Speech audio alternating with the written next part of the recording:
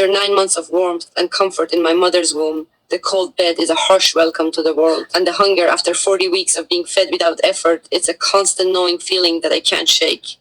And the clothes, after 240 days of nudity, the restriction and confinement feels suffocating. But the scariest part? The emptiness. After living 670, 720 hours in the heart of someone, being born into this world feels like a void. A void that I'm still trying to fill. 3 years old is the age kids learn to trust the new strange world, finding their love, their heart, and the people who give them comfort and love to help them adapt to the new world. I was in the middle of my basic trusting steps when I was found on the street. Just a tiny, scared soul, abandoned on a dark street. Couldn't remember if anyone ever loved me. I wonder if anyone knew I was out there all alone. What was the color of the car that brought me here? Why can't I remember any color? That baby girl, is that me? So small and vulnerable, just like I was. But why can't I remember what my name was? Did I ever have one?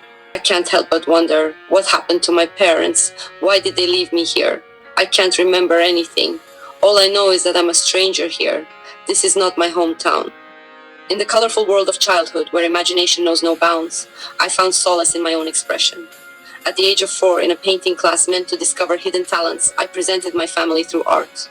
But what I painted was not a picturesque scene of familial bliss. Instead, it was a cactus holding a balloon, and a baby girl sitting in front, crying, reaching out for that balloon.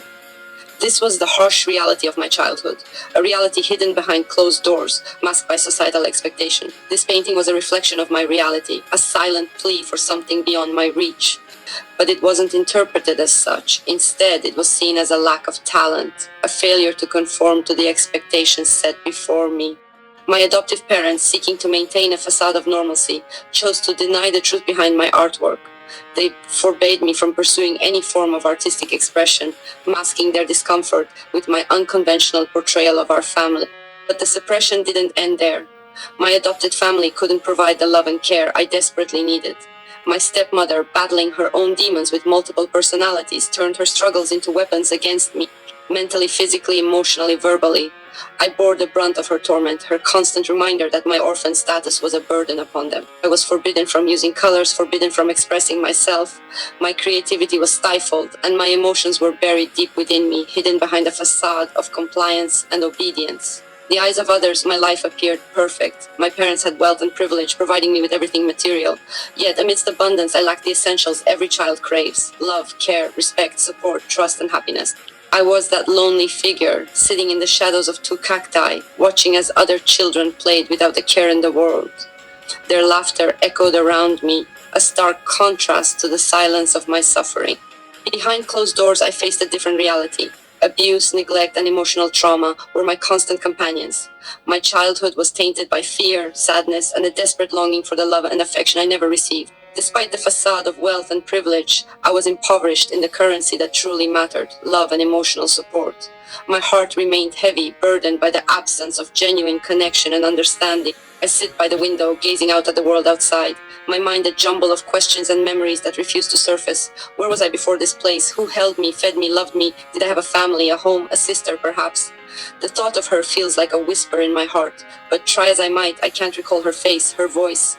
All I know is the ache of her absence. My adoptive parents say they love me, but their words feel hollow, their actions harsh. I long for the warmth of a mother's embrace, the safety of a father's protection. But most days I feel like a burden, a problem to be solved. And yet, when I touch the piano keys, something stirs inside me, a sense of belonging, of familiarity. It's as if my fingers remember a life I can't quite recall. A life where music was a balm, a comfort. I wonder, is this a glimpse of my past? A hint of a life left behind? I cling to the hope that one day my biological mother will find me, save me from this darkness, and maybe, just maybe, I'll find my twin sister too. Together, we'll unravel the mysteries of our past and find a love that never falters. I was just 11 years old when I made the brave decision to escape the torment of my stepmother's abuse. With a small suitcase and my beloved doll by my side, I set out on a journey to find solace and safety. The road ahead was shrouded in mist, but my determination was clear. I would rather face the unknown dangers of the street than endure another day of hatred and punishment at home. My stepmother's cruelty had shattered my heart and soul into 1,000 pieces. She had named me Saye, meaning shadow, but I knew I was a sun full of colors, deserving of love and light. I yearned to break free from the dark prison she had created for me. As I walked, I held on to the hope that my biological family would one day come for me, and I would find a sense of belonging and happiness. If not, I knew the orphanage would be a sanctuary, where I would be surrounded by others who understood my pain. I would no longer be alone, and no one would guilt-trip me for being unwanted. I was scared, but I was determined to create a better life for myself. I would rise above the shadows and embrace the colors of my true self. I thought I had finally broken free from the chains of abuse and neglect, but my escape was short-lived. My adopted parents found me just a day later, and instead of understanding my pain and desperation, they concocted a sinister plan to cover up the truth. They forced me into a wedding dress, a symbol of purity and innocence, and married me off to a stranger. The irony was suffocating. I was already wounded, and this fake marriage only tightened the chains around my soul. Their shame and reputation were more important to them than my well-being. They silenced me, erased my voice, and created a false narrative to justify their cruelty. The world saw a happily married couple, but behind closed doors, I was still trapped in a living hell. My heart ached for the little girl I once was, who dreamed of love and acceptance. But now I was nothing more than a pawn in their game of deception. My existence was reduced to a shameful secret hidden from the world. I was just 11 years old, at an age where a girl's soul is tender and self-confidence is forming. But instead of nurturing and support, my adopted parents' behavior was a toxic cocktail of abuse, neglect, and shame. Their constant criticism and belittling words eroded my self-worth, making me feel unlovable and unworthy. The physical abuse and punishments left me feeling frightened and anxious, always walking on eggshells. Their lack of empathy and understanding of my needs at that age was staggering. They didn't seem to care that I needed guidance, support, and love to grow into a healthy and confident young woman. Instead, they forced me into a marriage with a stranger, furthering my feelings of isolation and despair. The damage to my soul was immense, and the scars would take a lifetime to heal. Looking back, I realized that their behavior was not only harmful, but also cruel. They stripped me of my childhood, my innocence, and my right to a safe and loving home. But I refuse to let their actions define me. I am more than the sum of their cruelty. I am a survivor, a warrior, and a testament to the resilience of the human spirit. I was a budding musician, a flower eager to bloom. But my adopted parents refused to nourish my talent, denying me music classes despite their promises. They claimed no financial issues, yet year after year, from first grade to graduation, they put off buying a piano. My passion remained locked away, like a songbird in a gilded cage. After marrying, my husband began guitar lessons, and I joined in, my natural rhythm and melody shining through. But in Iran, carrying instruments was illegal, and I was arrested for playing on the street. 3 days in jail passed, and not a single person came for me. Neither my adopted parents nor my husband took responsibility for me, leaving me abandoned and alone once again. My husband, the one who was supposed to love and protect me, became my greatest tormentor. He added sexual abuse to the catalog of pain I had already endured. He refused to acknowledge my autonomy, controlling every aspect of my life, my clothes, friendships, relationships, emotions, and even my thoughts. The Persian woman society demanded I obey my husband, but I yearned for my own identity. He had all the freedom to do as he pleased, while I was forced to remain silent. My attempts at self-expression were met with ridicule, labeled as showing off. His actions, however, were always justified as want me. He claimed ownership over me, treating me as his property, even threatening to imprison me in a wardroom. Meanwhile, my classmates enjoyed their childhood and teenage years. I was drowning in depression, anxiety, and suicidal thoughts. My soul was fractured, my strength stolen. Since childhood, writing was my solace, my passion, my freedom. I had wished to become an author, to let the stories in my soul out. Poems and stories flowed from my heart, earning praise and prizes. But my husband and adopted family despised my creativity, seeing it as a reflection of my pain. Every time they found my notebooks or stories, they burned them, punishing me for daring to express myself. They sought to extinguish my voice, my imagination, and my soul. Friends, books, clothes, anything I loved or drew comfort from was destroyed. My pain was their target, and they aimed to eradicate it by erasing my creation. But they couldn't burn the fire within me. My words, my stories will rise from the ashes, a testament to my resilience and the power of art to heal and liberate. The systematic destruction of my creative expression and personal belongings is a textbook example of emotional abuse and gaslighting. By denying me the basic human need for self-expression and validation, my husband and adopted family aimed to control and suppress my identity. I was trapped again, forced into a second marriage just 6 months after escaping the first. My adopted mom and husband tricked me, controlled me, and threatened to kill me if I ever tried to leave. My dreams of freedom and happiness were crushed. I felt like a prisoner, living a life that wasn't mine. The pain and sadness consumed me, and I wondered if I'd ever find a way out. My son, my shining light in the darkness. From the moment he was born, I knew he was my everything, my only biological connection in this world, my reason for holding on. I had waited so long for him, and now that he was here, I couldn't imagine living without him. He was my mini-me, my twin in every way. I'd do anything to protect him, to keep him safe. He's my treasure, my lifeline, my everything. The darkness that has haunted me for so long has finally revealed its true form. My ex-husband, the one I thought I had escaped, pushed me from the 5th-floor balcony, trying to silence me forever. But I survived, and now I must keep silent once more, this time to protect my son. My adopted family, who should have supported me, instead chose to protect him and fabricate a lie. They said I tried to take my own life. But why would I do that when I had just won my freedom and my son? No one asked for my truth, no one cared. I was forced to bury my pain and hide the shame, all to keep my son safe. But the shadow of that day still looms large, a constant reminder of the secrets I must keep. I lay in the ICU, my body broken and battered, my spirit crushed by the ones who were supposed to love me. The doctor said I wouldn't make it, that I would succumb to my injuries within days. But I refused to give up. Despite the abandonment and betrayal of my adopted family, I fought to survive. I spent months in the ICU, alone and isolated, but I never lost hope. Even when they refused to pay for my surgery and left me to rot, I found a way to persevere. I may never walk properly again, but my spirit remained unbroken. I am a survivor, a warrior, a testament to the power of resilience in the face of unimaginable cruelty. I'm trapped in this never-ending cycle of pain and suffering, with no escape in sight. My son deserves a better life, but I'm all he has.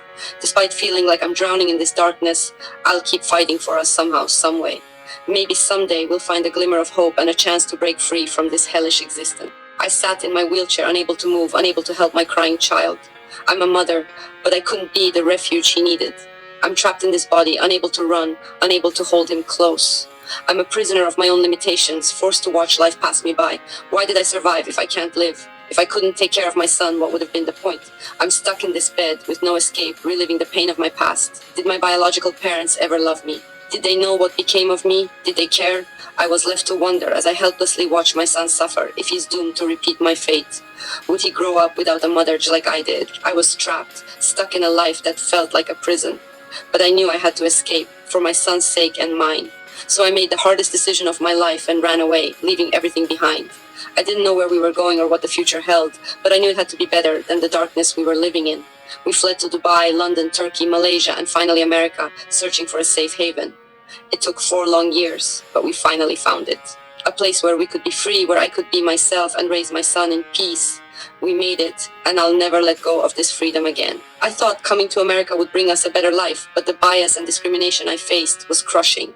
My disability, gender, nationality, and accent made it impossible to find a job. I was stuck, unable to support my son or myself. The pain and hurt were overwhelming, both physically and emotionally. I felt like I was drowning, with no way to pay the rent or provide for my son's future. But I refused to give up. I kept fighting for him, for us, and for a chance to build a life free from bias and full of possibility.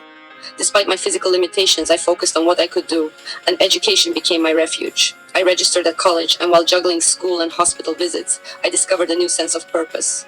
I spent countless hours in surgeries and recoveries, but in between I found solace in the classroom. It was a place to escape the pain and discover who I am.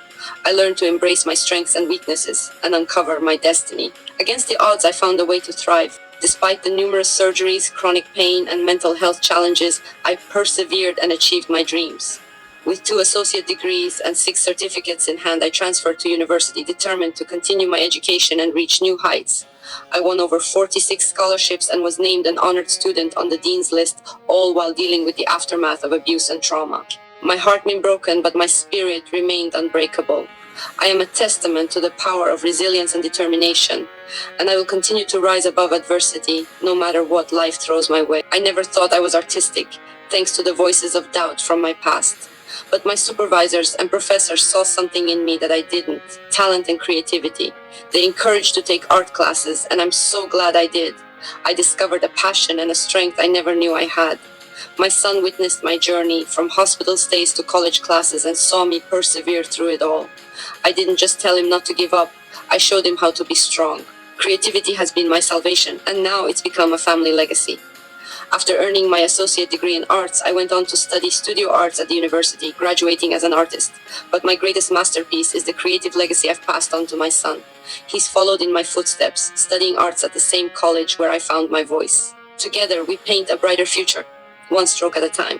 After 37 years, a DNA test revealed my biological family and a shocking truth. I was kidnapped at 3 years old. My mother searched for me everywhere, but tragically passed away 7 years later. I recently met my two sisters who look just like me.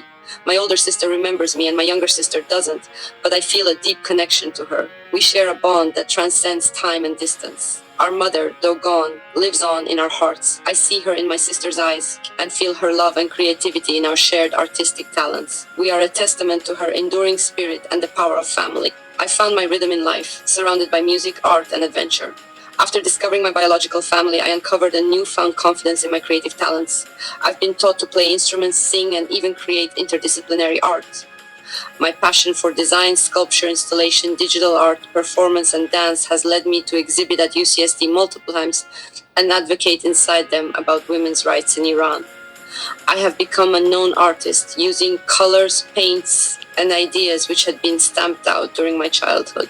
And now I'm returning to my original childhood dream, and you all have finished my first book. Life has been a journey, but I found my beat, and I'm dancing to my own rhythm, and you can too.